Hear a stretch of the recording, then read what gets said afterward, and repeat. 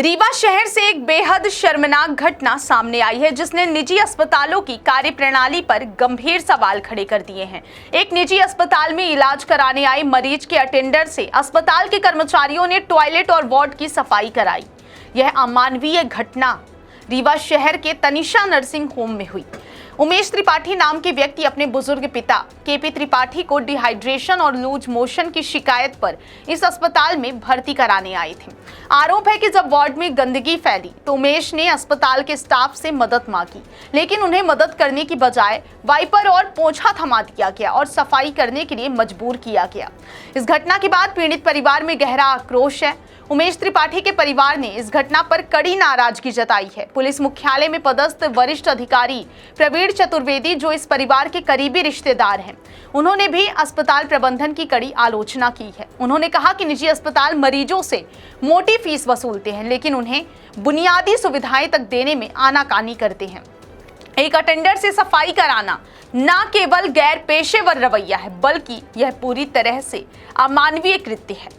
वहीं अस्पताल प्रबंधन ने इन सभी आरोपों को सिरे से खारिज किया है। दूसरी ओर तनिषा नर्सिंग होम प्रबंधन ने इन सभी आरोपों को निराधार बताया है। उन्होंने दावा किया है कि अस्पताल में मरीजों को सभी आवश्यक सुविधाएं प्रदान की जाती हैं और उनके साथ हमेशा अच्छा व्यवहार किया जाता है। यह घटना एक बार फिर निजी अस्पतालों की कार्यप्रणाली पर सवाल उठाती है। यह मामला स्पष्ट रूप से निजी अस्पतालों में मरीजों और उनके परिजनों के साथ होने वाले व्यवहार पर एक गंभीर प्रश्न चिन्ह लगाता है।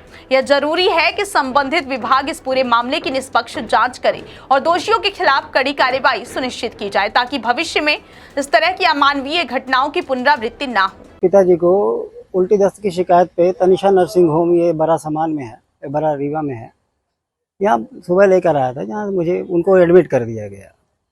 दोपहर में 3 बजे के करीब मेरे बड़े भाई साहब थे, उस समय उनको दस्त होने लगे और वो प्रॉपर मोशन को बाथरूम तक पहुँच नहीं पाए और कमरे में ही थोड़ा सा मैला हो गया।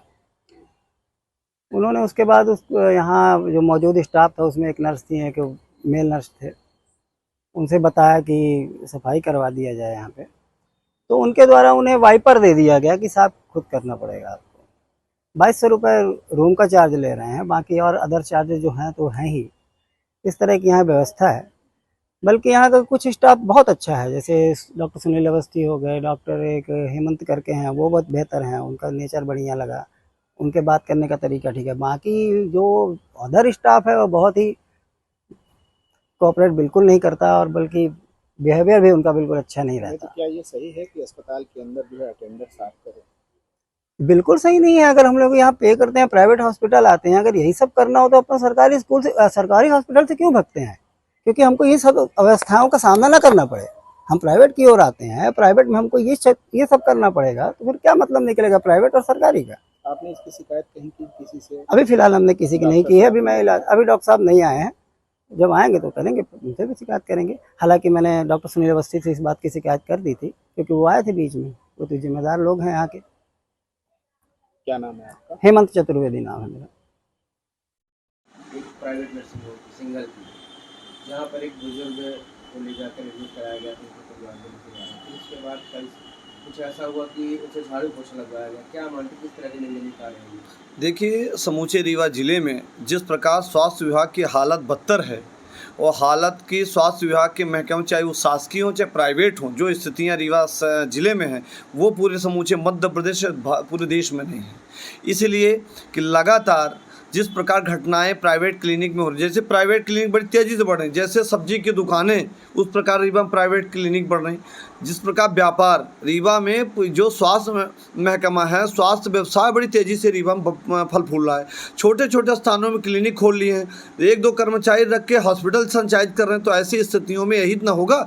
एक वीडियो बड़ी तेज़ी से रीवा नहीं पूरे देश में वायरल हो रहा है, जो रीवा जिला से संबंधित है, कि कोई भी व्यक्ति बीमार होता है या ट्रीटमेंट कराने के लिए कोई भी लेके जाता है, तो वहाँ पर जैसे ही हॉस्पिटल में एडमिट हो जाता है तो पूरी लायबिलिटी, समझ, जवाबदेही स्वास्थ्य विभाग की या उस क्लिनिक की होती है, उस हॉस्पिटल की होती है जहाँ वो एडमिट होता है।